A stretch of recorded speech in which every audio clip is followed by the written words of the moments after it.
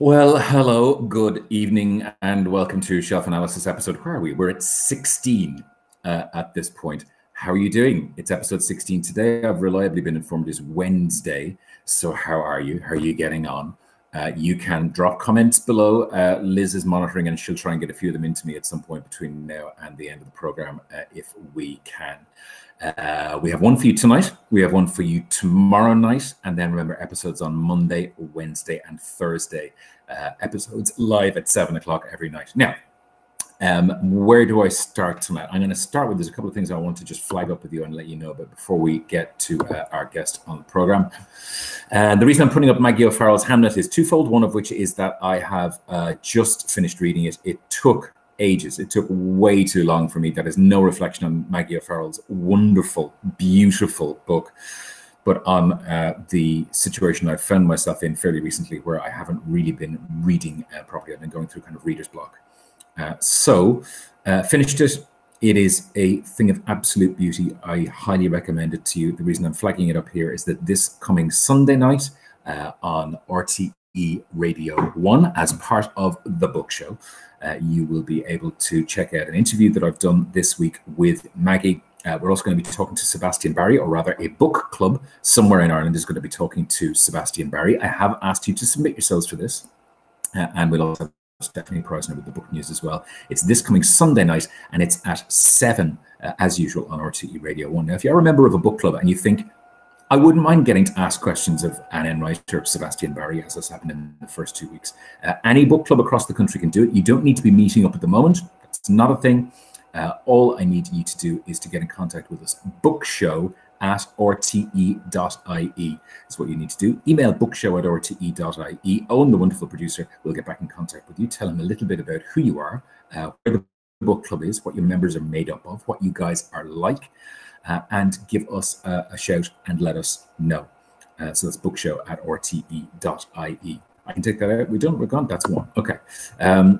Another reminder that all of the episodes of Shelf Analysis are all to be found on the show's YouTube channel as well. You'll find details of it in my Instagram and on my Twitter as well, because we don't have one of those fancy URLs as of yet, but we will. You have to wait 30 days to apply for one. All of the previous episodes that we've done so far, so all 15 of those, you will be able to find those there.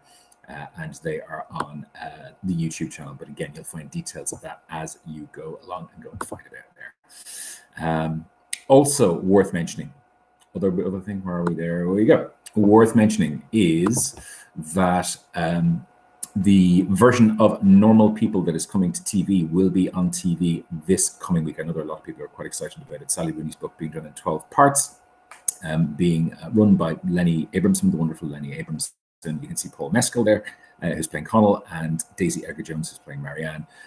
As somebody said to me today, either you really want to see it because, you know, maybe it's going to be much better than the book was for you, or you want to see what they've done with the book. One way or the other, it's going to be watched by everybody. It's this coming Monday night on BBC One. That's where you're going to find it. Or you'll be able to find it also on RTE on Tuesday night as well. If you don't get it on one, you'll get it on the other. And that's episodes 1 and 2, I think, are this week coming as well.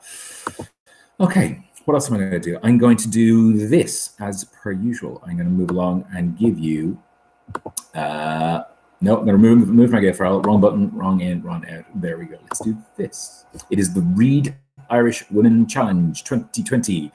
It is continuing throughout the course of the month of April. Today being the 22nd. It is a book of poetry. You'll know that this is something that is being done across the course of these episodes by Karina, the official both / reviewer / houseplant of the show. Karina is reading. Hello, Karina. How are you, Karina? How you doing? Good? Yeah? You seem in fine form, fine floaty form. You've got Sarah Clancy's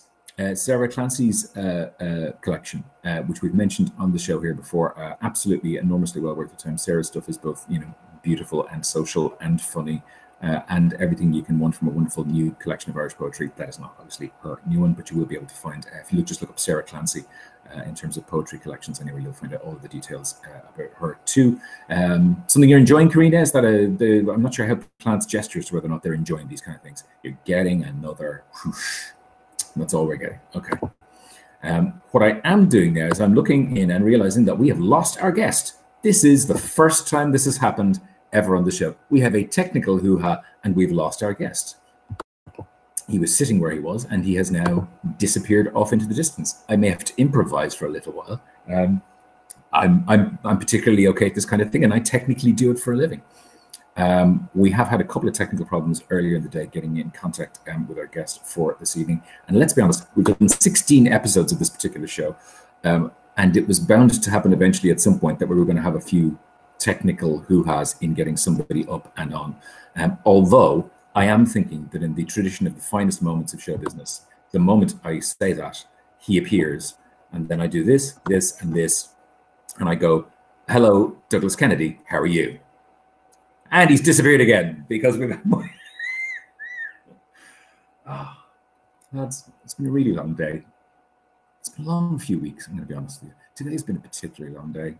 There was a lot going on. There were interviews being done for the book show, and there was the gold show this morning as well. And I went grocery shopping. Grocery shopping is not a great thing to be doing these days. Twice we've had Douglas now sitting up and running, and twice his connection has disappeared and gone on us. So today what I'm going to do, in order for us to double check one more time and see is he there, and I'm going to try this one more time. Ooh. I can see you, which is a starting point. Hello, Douglas Kennedy. Goodbye, Douglas Kennedy. I mean, it looked like he was on the set of a David Lynch film anyway, if you want me to be brutally honest with you. Okay, what I'm going to do, just in the absence of Douglas for the moment, is I did bring along a few books, and every night I've done this, so that if we do lose a guest, and you guys are sitting there going, "Come on, entertain me," that I'll have something to talk to you about. So here's what I'm going to do. I'm going to give you, firstly, a few books that have been staring down off the TBR. I know I'm a bit of a tease. I know a lot of these books aren't actually available as of yet, but they're ones that are staring down off my TBR shelf. I've read 2 books over the space of the last 4 weeks, and they're ones that are ones that I should be getting to, and ones that I'm passionate to get to, and ones that I think maybe you guys might consider sticking in an old pre-order for, as they say, because they're all books that are due out over the next while, or ones whose releases have been pushed ever so slightly. First of which is this. It is from Tramp Press. It is the extraordinary Doireann na Gréofa. Speaking of Irish poets, A Ghost in the Throat is her first book, as opposed to collection of poetry. This is coming out through Tramp Press. I was at the launch for a little while back, and Doireann did a wonderful reading from it. I think that'll be hugely worth your time. I think it's been bumped as well slightly later in the year. But again, if you just look up Tramp Press and look up A Ghost in the Throat from Doireann na Gréofa, you'll find details of it there. Also, this is a lot of these still have bits of paper hanging out of them because that's the way I brought them home. Gorgeous, fantastic cover. The book is called This Happy, and it is by Niamh Campbell. Niamh Campbell's book is due out. Again, all of these things end up becoming slightly weird, and they end up slightly later in the year as they may initially have intended to be. Niamh Campbell's This Happy, originally due out on the 11th of June, which I still think that might be a thing. So it's worth your time. That is Niamh Campbell's This Happy. Also, I'm going to bring in this. This is Donald Ryan's Strange Flowers. If you want to have a look at this, I think we may have our guest back as well. Okay, let's see how that goes in a moment. Donald Ryan's Strange Flowers, out slightly later in the year. Listening to the review of this earlier on today, and has recommended it. And again, look, it's Donald. It's Donald, and it's yay big. Let me try this one more time. And worse, I think he's in color as well, which means I think we may have it working. Douglas Kennedy. We got it working. There we are. You look like you were on the set of a David Lynch film, my friend, there earlier. You were flashing out. It was black and white. Were you in a Berlin club? No, I'm actually in my house in Maine. I'm actually up in my studio. And I think there was basically just some sort of glitch, and I had to go from my laptop to my phone, and now it works on the iPhone. So here I am in Wiscasset, Maine, you know, locked down, about 200 miles from Boston, and 350 miles from New York, talking to you in Dublin, you know, in the middle of this pandemic, vertiginous madness. Well, then let me start with you the way I have pretty much with everybody else, although I'm sure your answer is going to be slightly different, given that, you know, you spend most of your year living in different places around the world. So how has the last few weeks been for you? For most people I've spoken to, it has been, I have moved from the kitchen to the bathroom and back again. Since this whole thing started, how has this been for you so far? I basically was in New York. I came in from South Africa, where I'd been for a month on March 9th.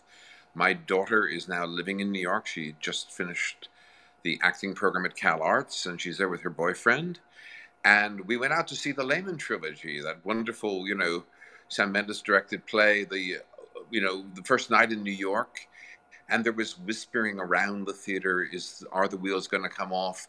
And by Friday, they were closing the theaters. And I spoke to a good friend of mine, because as you know, and a lot of people know, I live half the year in Paris, who's a virologist at the Institut Pasteur. And I was speaking to Hélène, and she said, "Pourquoi tu restes à New York? Why are you staying in New York? You've got to get out." And I said to my daughter and her boyfriend, I've got a book that I've got to finish, and there's a jazz gig I want to hear on Saturday night. And also priorities. I also wanted to see one of the last screenings at Film Forum. I hope it comes back, of Hitchcock's The Birds, which I think struck me as very kind of prescient, for the time. And on Monday the 16th, I rented a minivan one way, came to their apartment in Brooklyn. Generally, it takes about 45 minutes to drive from my place in New York to theirs. Not that I keep a car in New York. It was 22 minutes, and Maine is usually 6 hours, and we were here in 4.5 hours. And since then, we have been basically here. My daughter is writing her first novel. She's had 3 things published already. I just finished a book. I'm working on the next children's book that I'm doing. I'm filming a masterclass here, which is being done remotely, but my daughter's boyfriend is a cinematographer. I'm doing that in English and in French for a French company. And I'm reading like a lunatic, and there are nice walks. But it's strange, because I'm someone who takes a plane every 2 weeks, and I'm used to latitude, and there is none at the moment. And also, the other thing as well, I have an Irish passport and an American passport. I am here at a moment when essentially I feel it's the final decline of the American empire, and Trump is our Nero. I think there's no doubt about that whatsoever. I mean, I've developed a rule, which is I watch 15 minutes of news a day. I'll get it from National Public Radio or the BBC, and the rest, because it's just, I did an essay for Le Monde, and I basically saying television news at this point, it's a rabbit wheel in your head. I really wear your heart on your sleeve. Be honest about how you feel about how things are right now. I mean, you're the second American author that we've spoken to on the series so far. We had Janine Cummins on from New York a couple of weeks ago, and she's just outside of New York City, and even for her, that seemed kind of too close. How does it feel? Because again, we've spoken to people in mainland Europe as well, and people in the UK, and the experience is very different everywhere. For us, from the outside looking in as to where America is right now in terms of dealing with it, for a lot of us, we wouldn't want to be as part of that situation. What is it like to actually be part of that situation?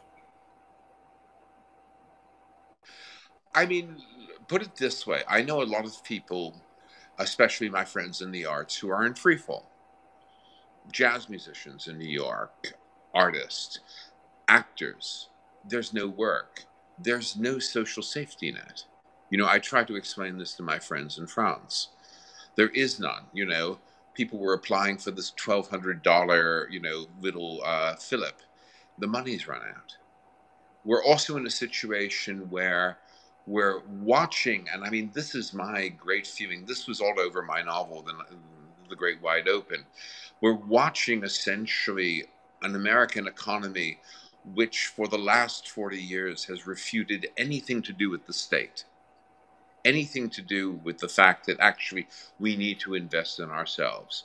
It's gone back to a 19th century Gilded Aged, model where basically it's, I am the United States of kiss my ass, fundamentally. And you either have money or to hell with you. It's social Darwinism. And we're watching the fact that, for example, in New York City, one of the great centers of urban life on the planet, there are not enough PPEs, and actually nurses are being forced to wear bin liners to protect themselves. We're watching basically a president who has absolutely no empathy and is essentially an overweight, narcissistic plutocrat, being backed up by a Republican Party who are simply interested in power and their extremely socially conservative agenda. We're watching the culture wars, which have been existing in this country since the 1960s, come into a mushroom cloud of toxicity. I don't know where we're going to go from here. It's very interesting. As a writer, being in the middle of all this, I am in a very good place. I was out walking with my daughter, on the railroad tracks, these very 19th century railroad tracks that are right near my house. And we're able to walk 5-6 miles. There are no trains. There rarely are trains anyway. There's no one around, so it's all very safe. And we're near the water. And I was saying to her, this is very Steinbeckian, isn't it? And I said, and she said, no, it's more Turgenev, Dad, Turgenev or Chekhovian. And there is something weirdly Chekhovian about being in this quiet corner of New England where, basically just a couple of 100 miles away is the hot zone. And the sense that the wheels are completely coming off this capitalist economy. The gig economy is being shown for what it is. And yet in the middle of this as well, there are some signs of hope, one of whom is Andrew Cuomo, the governor of New York, who has been exceptional in his very tough, Jesuitical, no-nonsense manner. He's not touchy-feely, but at the same time, I wonder what we're going to walk out to in a couple of months. I wonder, there are two ways this could go. One of my obsessions, and again, it's been in my books, is watching my native city essentially get neuterized by capital. And this was not only Giuliani, it was also Bloomberg. He, basically allowed dezoning of a lot of things. He did not protect small businesses. It's monoculture. There were at one time 80 cinemas in New York. There are something like 15 left. There were bookshops everywhere. There are 5.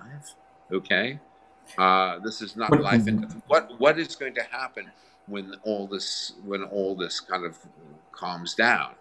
Will the arts be able to survive in New York? There's really very little subsidy, and yet what is New York without its theater? And not just on Broadway, but off Broadway. I think in Paris, and I talk to friends in Paris, yes, the French will protect all that. Not here.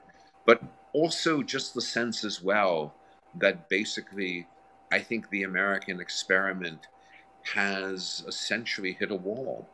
And it's fascinating. I mean, you hear these reports that basically all this started in a Chinese laboratory.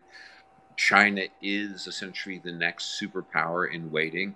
I feel we're in a situation here not dissimilar to the Brits in 1918 at the end of the First World War. It's the end of our empire.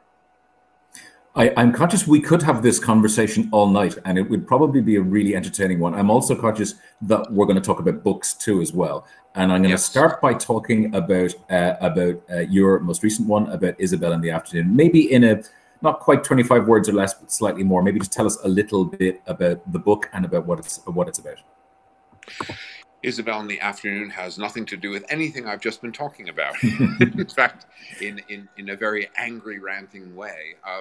Isabelle in the Afternoon is a very quiet, understated novel. A very passionate book, which is the history of a 30-year affair between a young American and a French woman.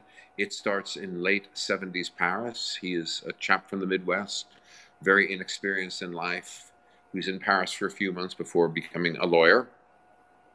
He meets a French woman by accident in a bookshop, and this begins a 35-year involvement, what the French call a 5 à 7, which is essentially meeting somebody for sex and for connection in the afternoon between 5 and 7. And this goes on for the majority of their adult lives. And she is a married woman when it starts. He gets married during it. It's very much a very sensual novel at the outset, about the nature of intimacy and what is intimacy, what we're looking for.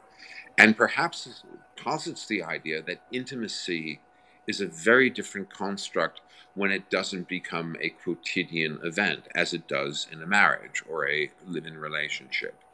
Um, it's also, I think, a novel that seems to move people very deeply because it's also about the fact that happiness is a very elusive and evasive construct. And even when it might be in front of you, you might sidestep it. I think one of the hardest questions in life is, what do you want?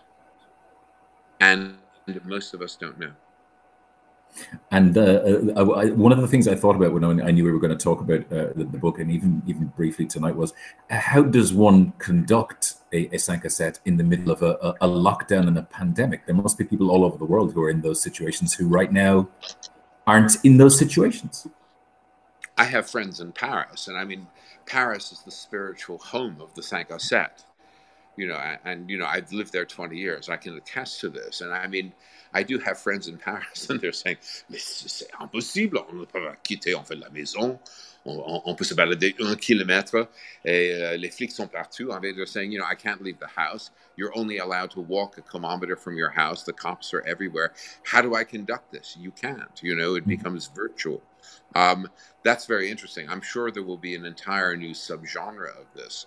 In the same way that the French talk about the fact that the 5 à 7 completely changed with the introduction of the mobile phone as well. That also was a continuation. But I think more interestingly is the fact that what is interesting about the 5 à 7, and certainly about the one that exists between Isabelle and her lover Sam, and it's Sam who narrates the book, is that it is an absolute connection. It's not just about, having wonderful sex, and it is a book about very good sex, but it's also about that sense of connecting with somebody on a very, very profound level, and yet doing so where you both walk out the door after 2 hours. And so there is never the baggage of the day-to-day. There is never, why did you forget the loo paper again? There is never, you deal with the kid in the middle of the night. It's the 3rd night in a row we're having one of these, And why did you forget the loo paper again is also a fraught question in these troubled times yes, as well. Indeed. I guess that was subliminal because, yes, that is a very major issue now. Globally, loo paper is a very major issue. There's no doubt. For each of our authors that we've had on, we've asked each of you to maybe consider recommending 3 books for people to consider reading. No criteria; they can be any books of any kind that people might have a think about now. Have you had a think about that, and what do you think you'd like to recommend?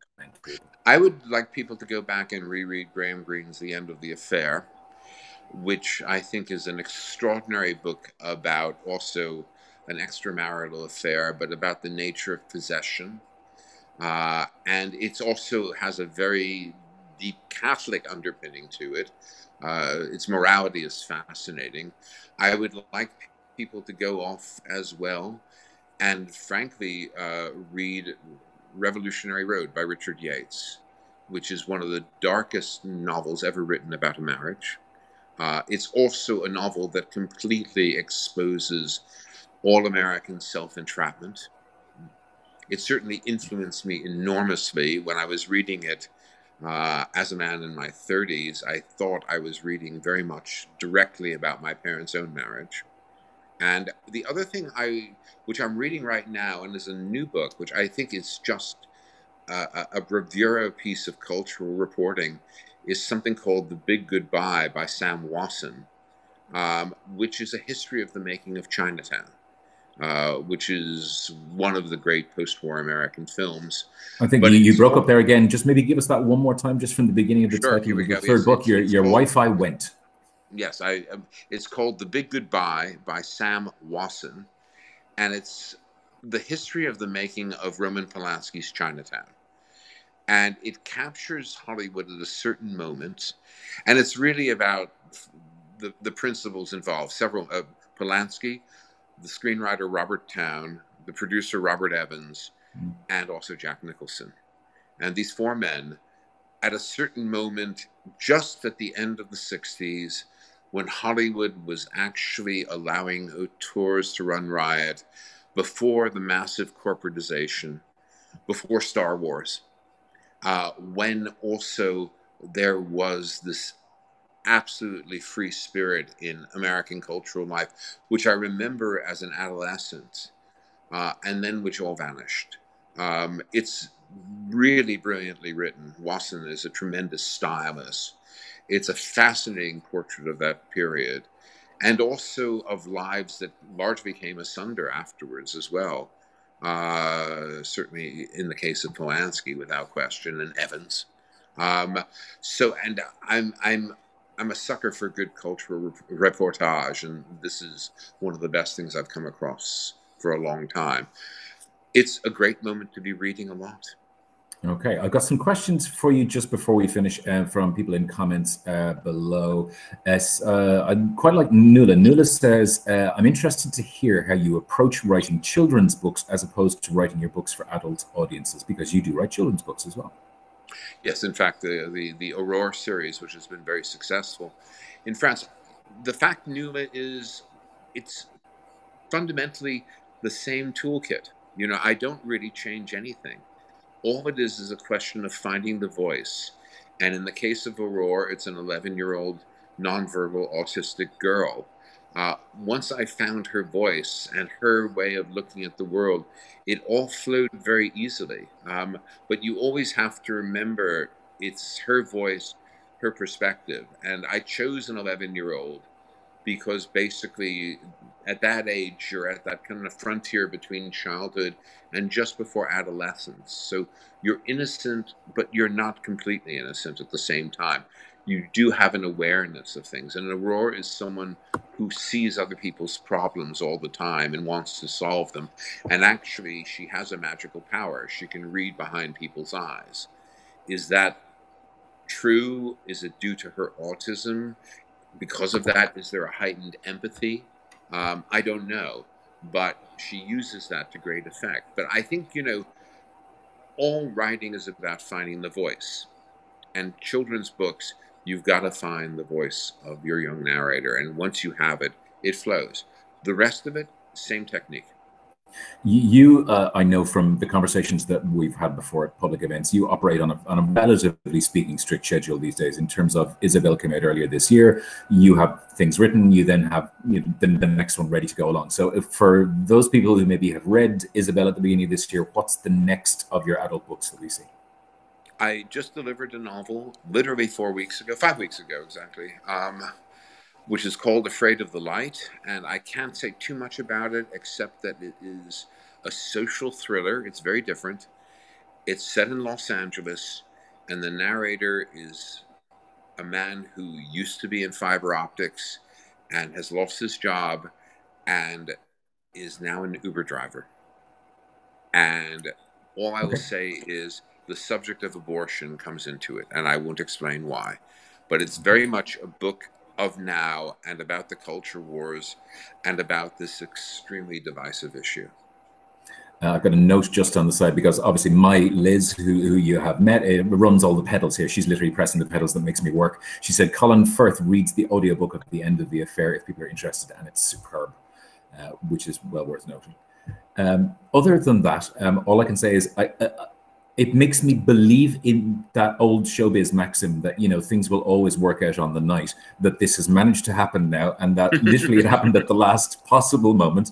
And we've managed to talk to you this evening. If people are interested in following you on social media, you've become a relatively late convert to things like Instagram, but you are both showing pictures and you're writing pieces as well on your own Facebook page, if people want to check that out there as well. Is that interesting, strange to put those thoughts out into the world as being something you haven't always done?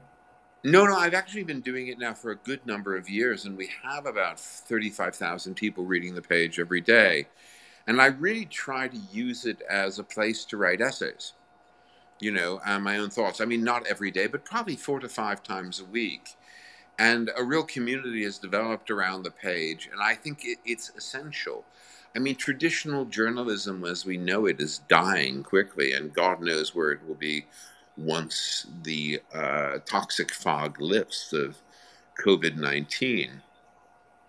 This is a way to create a community, and it also is a way for me to write basically in the essay form every day, which I love to do. I am someone, who believes in that great Freudian maxim that work is the closest thing in life you have to equilibrium, especially during a pandemic. And so I've been trying here in Maine to keep a very, very kind of rigorous schedule because it just helps me. Everyone I know at the moment, and something I try to do every day is I try to have a conversation with a friend somewhere. We've done this ourselves, for about half an hour to an hour, and just have the contact. And yet the other temptation, because I've heard this from people, is to be on the damn phone all day, to sort of WhatsApp yourself into oblivion. I have to keep working. I have to keep advancing what I'm doing, because it allows me to feel, okay, there's a certain normality of this. I have to go out and do my 4 to 5 kilometer walk every day and do some exercise as well, because that is also just good for the endorphins and it keeps it normal. Writing for me is a way that you can control the narrative.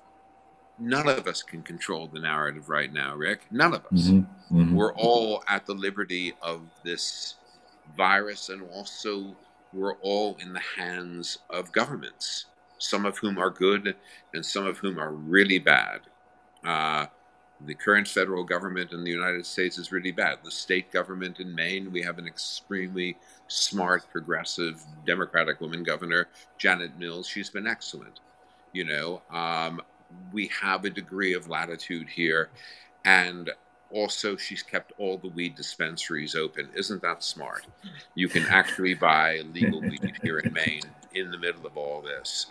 I was in South Africa before, and I have a good friend of mine in Cape Town, and we talk once a week. They've banned all alcohol sales there. How would you get through this without? I have no idea. I've been drinking under the table while we've been having this conversation. And on that note, how would you do this without drink? I mean, really, but everyone I know is dealing with irregular sleep. Everyone is wondering, what sort of empty lift shaft will I walk out into when I'm finally out of this? And we don't know. And it's something that, a lot of people have started reading the Stoics again. And there is a very good blog called The Daily Stoic. And they quoted Epictetus the other day, and he said, you basically have no control on that which blows into your life. All you have is the control on how you react to it. And so I would be a huge believer in that myself. Yeah. And on that note, Douglas Kennedy, thanks a million for talking to us tonight here on Shelf Analysis, and I'll talk to you soon, my friend. Take care, my friend. Stay well. Bye. See you then. Bye. That is Douglas Kennedy. The book is Isabelle in the Afternoon. It's been out since earlier this year, so you will be able to get yourself a copy of it if you fancy getting one out there. That is it for Shelf Analysis for tonight. Again, my belief that in show business, things will just come right in the end, and we're not going to end up in the center of a David Lynch film. Worked out quite well tonight. Tomorrow night, it's the last Shelf Analysis of the week at 7 o'clock. We are going to Scotland, and we are going to Scotland tomorrow night to one of the most famous crime writers in the world. I'll see you on RTE Gold tomorrow morning from 10 and tomorrow night here live from 7. Thanks for joining us. Cheers.